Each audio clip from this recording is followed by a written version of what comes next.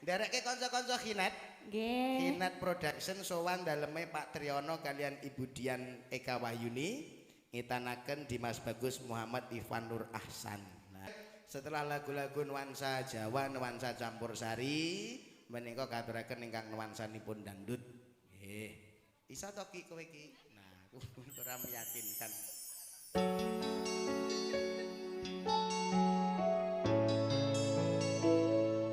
Njarengi rawuhipun para tamu kagem Mbah Putri.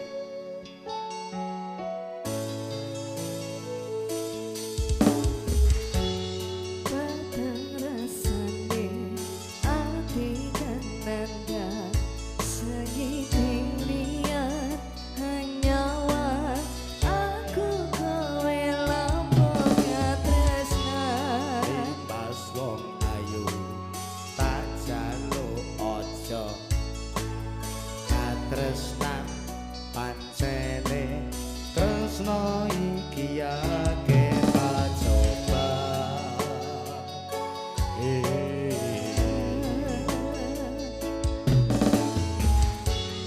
arep tumeka ngendi tresna iki yen to aku sliramu